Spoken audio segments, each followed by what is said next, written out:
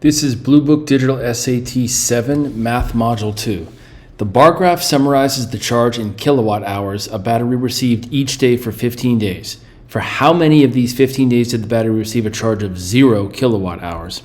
Well, that's just the leftmost bar, which is 6. In the given scatter plot, a line of best fit for the data is shown. Which of the following is close to the slope of the line? Normally for these, it goes through a couple of exact grid points. So I would say it goes through 2, 5, or at least very, very close to 2, 5, so close enough, and 4, 9. So then the slope, which is the difference in y's over the difference in x's, which you can write with subscripts, right? y1 minus y2 over x1 minus x2 is 9 minus 5 over 4 minus 2, which is 4 over 2 is 2. In a sample, 80% of the items are faulty. There are 88 faulty items in the sample. How many total items are in the sample? I would always write the actual units, whatever they are. So in this case, you're talking about faulty over total equals faulty over total. And then you can't possibly confuse what number goes where. So the first sentence, 80% of the items are faulty, you could say is 80 faulty out of 100 total in general. And then the 88 actually goes here. So then the variable goes here, and you solve this by cross multiplying. I'm just hitting it on my TI to get 110.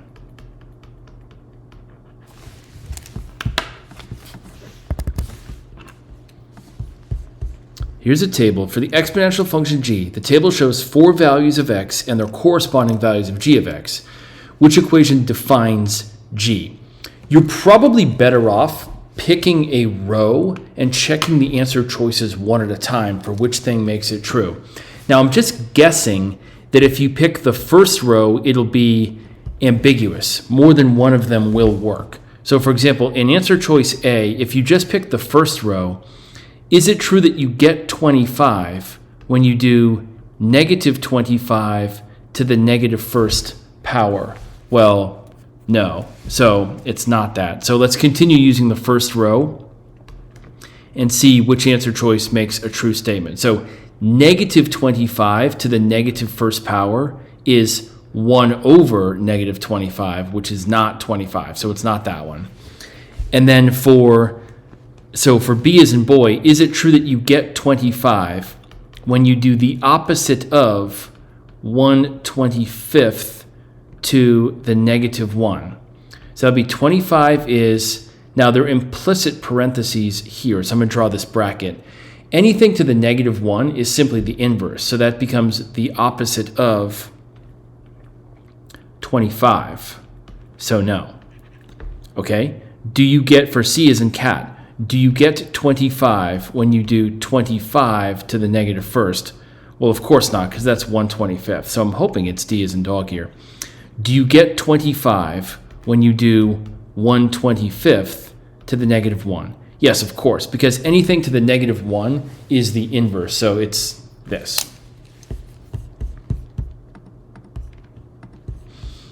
(8x equals 6). What's the value of 72x? This one seems very straightforward. So 8x equals 6, which x is 6/8 or 3/4. And then 72x is 72 times 3/4.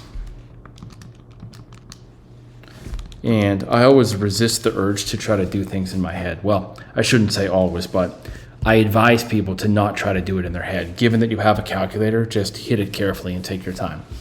Okay, this is reducing exponents. So h to the 15, q to the 7, over h to the 5, q to the 21. H is positive and q is positive. Well, you simply subtract the powers. So this and this makes an h to the 10 on the top. And this makes a q to the 14 on the bottom. which just is the answer. That is the way that they write it, which is just this. Notice that you could have written it as h to the 10 q to the negative 14. And sometimes they do write it in that form, but not in this case. Company fills boxes with approximately 23 pounds of oranges. To test the accuracy of the filling process, 344 boxes of oranges were selected at random and weighed. Based on the sample, it is estimated that the average weight of all boxes of oranges filled by the company in an 8-hour period is 23.1 pounds, with an associated margin of error of 0.19 pounds. Which of the following is the best interpretation of this estimate? So during this time period, when they're measuring 344 boxes, they find that the average is 23.1, but the margin of error is 0.19. So the margin of error is 0.19. That gets you up to 23.29, right? And then when you go to the left, when you go downwards, that gets you down to 22.91. So you got to carefully read the question though. It is estimated that the average weight of all boxes is 23.1 with an associated margin of error of 0.19. So this is actually the range for the average weight of the boxes. Now, just being experienced, having done a million of these questions, average weight of the boxes, as in the average weight of those 344 boxes. The answer is always something like, the average weight is probably within this range. Plausible values, yeah, sounds good. For the average weight of the boxes of oranges filled by the company are between that and that. Yeah, that's the answer, but let's go through the answer choices. Plausible values for the average weight of all boxes of oranges filled by the... No, it's not all boxes of oranges filled... So, I'm sorry. It's not less than 22.91 or greater than no. It's between that, right? It's in that range. Average weight of all boxes of oranges filled by the company? Well, no, of course not. And then, no. This is pretty much the definition of margin of error. What is the value of x? What value of x is the solution? So this is doing by substitution is the best way to do this. So you could substitute in any entity for what's in the parentheses. I'm going to say that capital W is x plus 6, which means now it can be conceived of as 1/3 W minus 1/2 W equals negative 8. And then 1/3 minus 1/2, I'm going to write this the long way, right, is 2/6 W minus 3/6 W equals negative 8. So negative 1/6 W equals negative 8. So W is the quotient of negative 8 and negative 1/6, which is the same as negative 8 times negative 6, which is 48. Now, a lot of people accidentally say that as the answer, which is what you have to be careful about when you've used substitution. So now when you go back to here, that means x itself is 42. You could also easily have done this on Desmos. Now that I think about it, you can just type it into Desmos, I believe. Let's see how Desmos interprets it if you write it in the exact form in which it's written here, being careful about parentheses.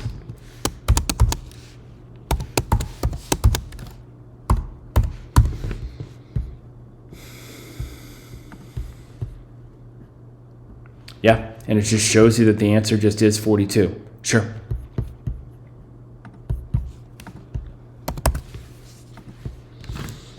Okay.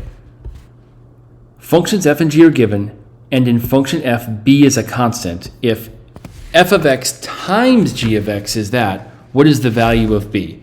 Okay, this is a little bit more involved of a question. So first of all, f of x times g of x is literally the product of this whole thing times this whole thing.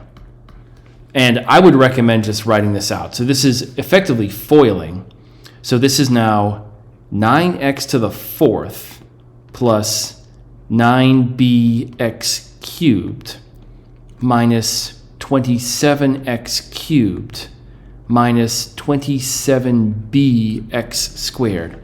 I'm going to group together the two middle terms. So 9x to the fourth plus, now I'm going to pull out the x cubed and write the coefficient in the parentheses like this, minus 27bx squared.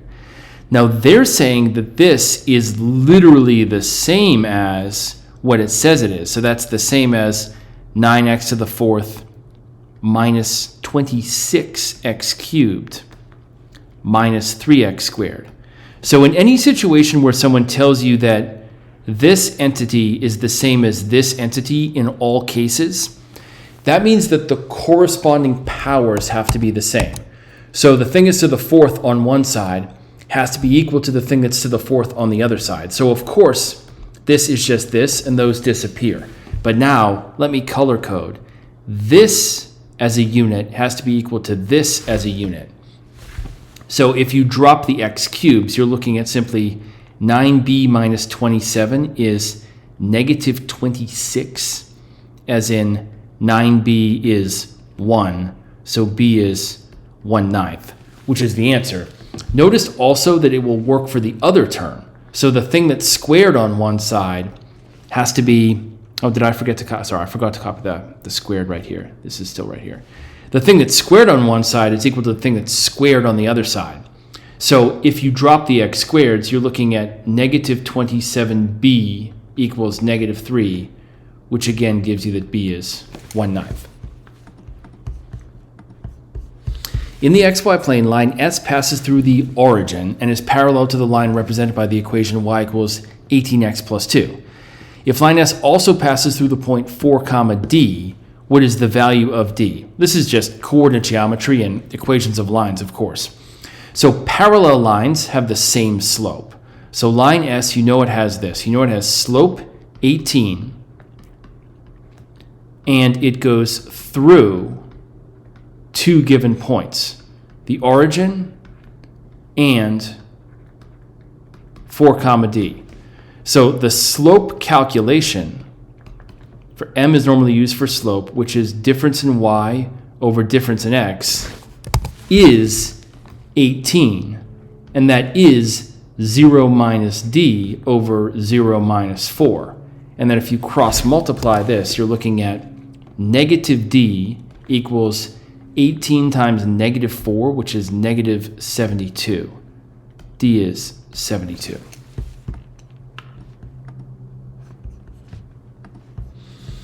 The function f is defined by the given equation. For what value of x does f of x reach its minimum? So you could just graph this on Desmos and look at the picture. In fact, let me do it that way before I do it the more helpful explanatory way. So f of x equals quantity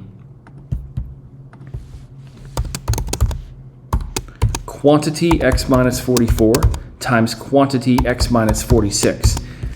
And for what value of x does it reach its minimum? Well, if you zoom in, it shows you that the minimum is 45 comma negative 1. So the answer is 45. Now, without graphing it on Desmos, graphing it by hand, if you understand how quadratics work, the zeros are 44 and 46. If the zeros of an even-powered polynomial, which includes quadratics, of course, are 44 and 46, the axis of symmetry is halfway between them. And halfway between 44 and 46 is, of course, x equals 45. So then, for an upward opening parabola that has these zeros, it must look something like this. The vertex is 45 comma f of 45. So 45 itself is the answer, but sometimes it could ask the y coordinate of the vertex. So f of 45 is the y value that you get when you plug in 45 as x, which is this times this, which is 1 times negative 1, which is negative 1. Notice that negative 1 is one of the wrong answer choices because that's the answer to what is the minimum, as in what is the y value of the minimum. But here it asks for the x value of the minimum, which is 45. In triangle XYZ, angle Y is a right angle. Point P lies on XZ. Angle Y is a right angle. Point P lies on XZ. Point Q lies on YZ such that PQ is parallel to XY. Oh, I see. So this going straight up and down here to Q is parallel to XY, which of course means that you have similar triangles. So this is also a right angle, just like this. This small nested pink triangle has the same degree measurements as the large triangle. So it tells you as a fact that XZY is a 63. So if this is a 63 degrees, then this one right here, the 63 and that have to add up to 90. So that would be 27 degrees. Then it asks about XPQ. It asks about this one right here, which would be supplementary to 180, which would be 153 degrees. In a set of 4 consecutive odd integers, where the integers are ordered from least to greatest, the first integer is represented by x. The product of 12 and the fourth odd integer is at most 26 less than the sum of the first and third odd integers. Wow. Okay, so let me try and draw this by, well, I'm going to draw it by example. If there were 4 of them, this is x, yeah. Then the next odd integer after that would be x plus 2, and then x plus 4, and then x plus 6.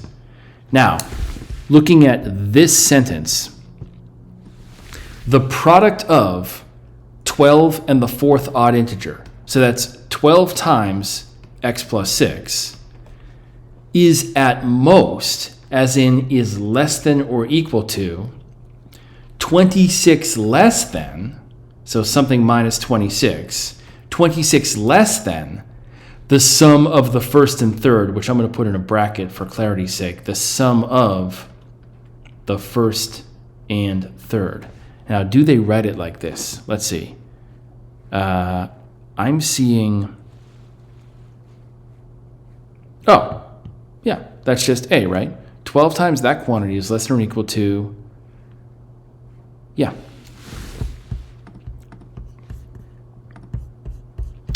Okay, in a given system of equations, G and K are constants. The system has infinitely many solutions.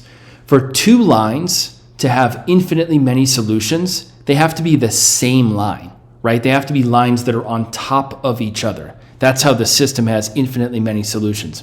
Now, I'm not going to try to jump the steps. I'm going to write this out algebraically and put it in slope-intercept form. So for the original, 7/5 y is negative 2/5 x plus 2/7. I'm going to multiply this entire expression by 5/7. So I get y by itself is now negative 10/35 x plus 10/49, which reduces to negative 2/7 x plus 10/49. Okay. And then completely separately, so I'll use a different color, the bottom equation, if I leave the k times y here and write it as negative gx plus 5/2. Now divide everything by k. So y would equal negative g over k x plus 5 over 2k. Now, if this line and this line are the same line, then the slopes themselves must be equal. So negative 2 over 7 must be negative g over k, which means positive g over k should be 2/7. The table shows 3 values of x and their corresponding values of y, where s is a constant. There is a linear relationship between x and y. Which of the following equations represents this relationship? Well, if there's a linear relationship, then any row could have been summarized in the form y equals mx plus b. So in the first row, 24 is the slope times negative 2s plus b as in boy. And then in the second row, 21 is the slope, which again is still unknown, times negative s plus b. Now, I wonder whether you can solve both of these for b by itself and then set the answers equal. So now if b itself is 24 plus 2ms, and then b itself is 21 plus ms, I'm actually not sure if this is the best way to do it, but I'm just trying something out. Now set this equal to this. So if 24 plus 2ms is 21 plus ms, then 3 equals negative ms, which means the slope itself is negative 3 over s. Again, you can't say what the slope is as an actual number, but the slope is negative 3 over s as in Sam. So now, suppose that in the third row, I apply that. So in the third row, for y equals mx plus b, it's now 15 is negative 3 over s times s plus b. Now you can get a number for b as in boy, right? Because this cancels out to just this. So b as in boy is 18. So now you know the equation of the line in general is negative 3 over s x plus 18. Now they don't write it like that, so what they must do is they must multiply everything by s. Now it's sy equals negative 3x plus 18s. And then if you put the x and y terms on the left-hand side, you're looking at this, right? 3x plus sy is 18s. In the given system of equations, k is a constant. The system has exactly one distinct real solution. What is the value of k? Well, this is a line and a quadratic. It's a line and a parabola, but Desmos is amazingly helpful for this. In fact, I would recommend doing this on Desmos. This is a perfect example of using a slider on Desmos. So when you enter anything using a letter other than x and y, it offers you a slider. So hit yes, and then it understands that that same variable slider will apply when you use it in other equations like this. Okay, so when k is in kangaroo is a 1, there are obviously two real solutions. Now you have to understand conceptually what it means for there to be only one solution for a parabola and a line. In this case, it's when it would have to just touch it at exactly one point. But you can manipulate like this. That's the beauty of Desmos. In fact, well, one of the beautiful things about Desmos is that you can use a slider. Now you have to adjust the domain of the slider. So let's say go up to like, I don't know, 30, starting from 0 in step of 1. Okay, is here and here and here. Now you might have to manipulate more specifically. So when 17, there are 2 solutions. 18, there's 0 solutions. So you're going to have to adjust the step value. I'm going to make it 0.1. So let's see. 17.4, 17.5 seems to be the answer. Yeah. And let's see if we put in the actual number, and we can write this out to confirm, although you might not really have to do this on the actual test. So using 17.5, you'd be looking at y plus 17.5 equals x plus 26, which gives you y equals x plus 8.5. And then for the other equation, y minus 17.5 equals x squared minus 5x, which then gives you the quadratic x squared minus 5x plus 17.5. So let's graph this and this and be absolutely sure that it touches at exactly 1 point. But this seems to be the answer.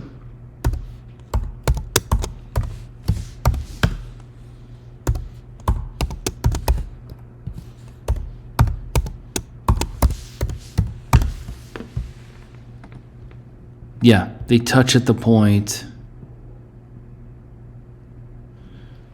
It seems that they touch when x is 3.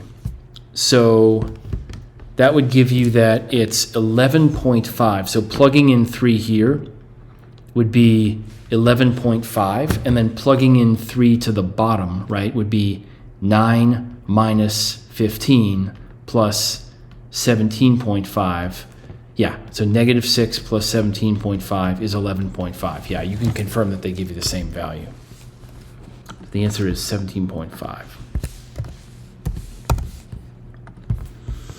Function f is defined by that. What is the value of f of 4? Well, this is very simple, right? So f of 4 is simply the y value that you get when you plug in 4 as x. In fact, it's surprising to me that they have this at the end of the section because this is very numerically simple. This is just this, right? The area of a rectangular banner is 2,661 square inches. The banner's length x in inches is 24 inches longer than its width in inches. So the answer choices confuse people because the wrong answer choices that people accidentally say are the wrong things, right? The banner's length x is 24 inches longer than its width. Okay, so the length is x, and x is 24 longer than its width, which means the width is actually 24 less than x, like this. So it's actually this times this gives you this. So x squared minus 24x is that number. So x squared minus 24x minus 2661 equals 0. A right circular cone has that volume, and the area of its base is that many square centimeters. What is the slant height in centimeters of this cone? So you don't get that many cone questions on the SAT, but this is an example of it, and it's a tough example of it. Now, it gives you the formulas on this note card. When you're looking at a cone, it gives you the formula for the volume of a cone, but it doesn't specifically label exactly where the slant height is. So it gives you that the volume is, well, it's 1/3 of the corresponding cylinder. So it's 1/3 pi r squared h. Now, h is the height that goes straight up and down from the vertex to the middle of the base.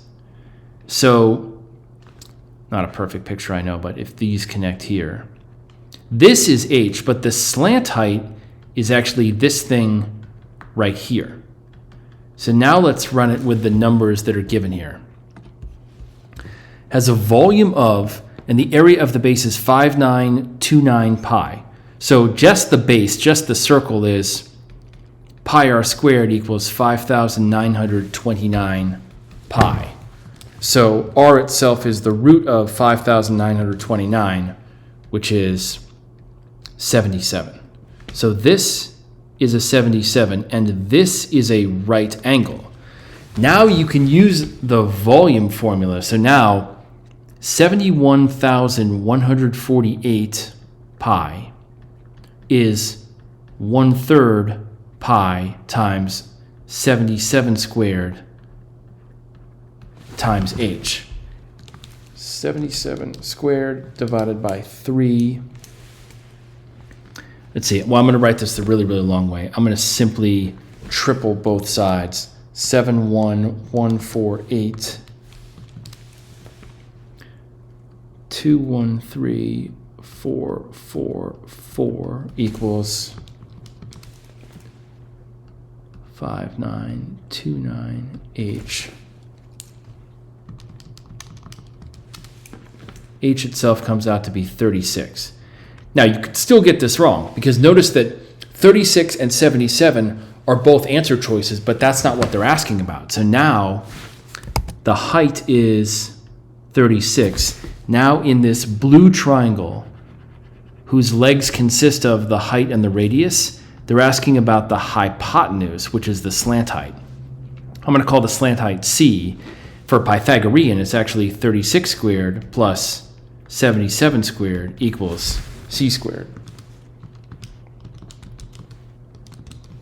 And it comes out to be a Pythagorean triple, as it often does, which makes c 85. For each real number r, which of the following points lies on the graph of each equation in the xy plane for a given system? Let's see. Notice just looking at it, if you quadruple the top expression, you literally get the bottom expression. So the two lines are the same line, which means you can basically ignore the fact that you don't think of it as two different lines. It is the same line. Let me solve the top one for slope-intercept form. So I'm going to write it as negative 7x plus 5.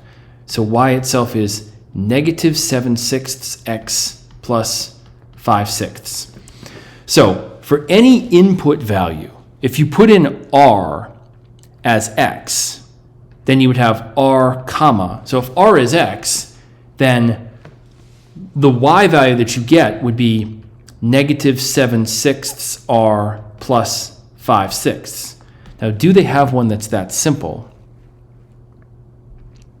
No. See, as I guessed, because I've done questions like this before, it's not A or B. They do it the other way around. So instead of solving for y in terms of x, which would have given you this, which is true but not an answer choice, you have to solve for x in terms of y. Let me do that in a different color. So now from back up here, actually from the original top expression, I'm going to write it as 7x is negative 6y plus 5. So x itself is negative 6/7 y plus 5/7. This is really confusing, but if x is r, then you would have the point r. So if x is r, then you put in r. It's so confusing to explain, right? So x is that. So wait. So how do I say this? No, I'm saying it the wrong way around myself, right? No, it's that y is r. Well, I should have crossed these out. It's that y is r. So if y is r, then x itself is negative 6/7 r plus 5/7.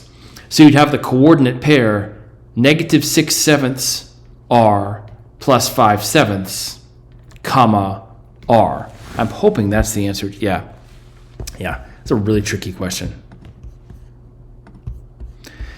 The cost of renting a carpet cleaner is $52 for the first day and $26 for each additional day. Which of the following functions gives the cost C of D in dollars of renting the carpet cleaner for D days where D is a positive integer?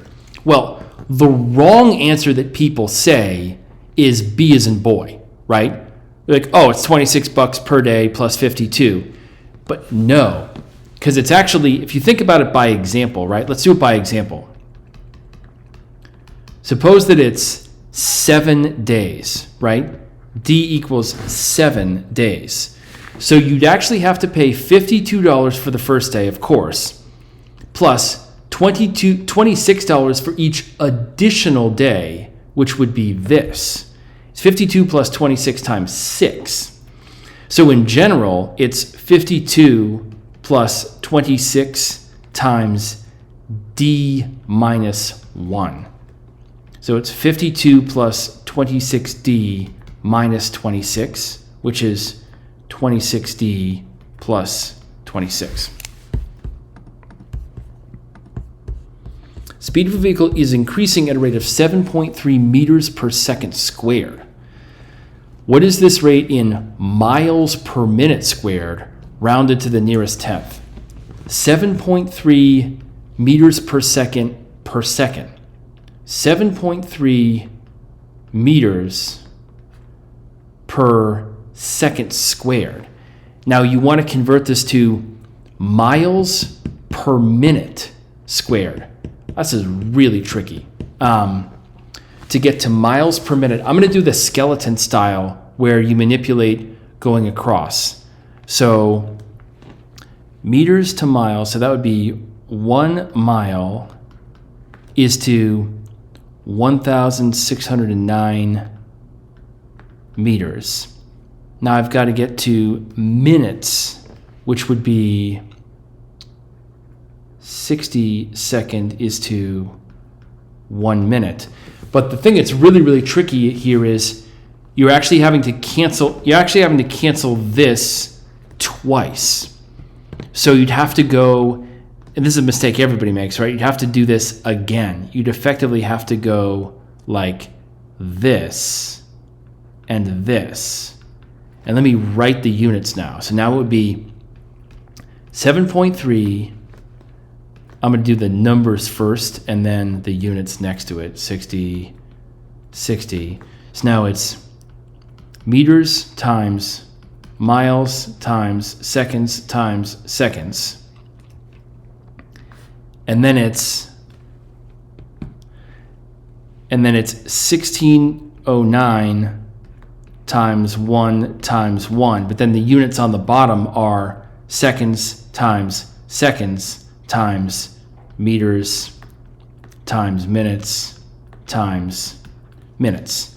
So now when things cancel out, right? So the seconds and the seconds and the seconds and the seconds, and then the meters and the meters, and then you're left with miles over minute times minute. So it's miles per minute squared, which now should be 7.3 times 60 divided by 1609 gives me 16.33.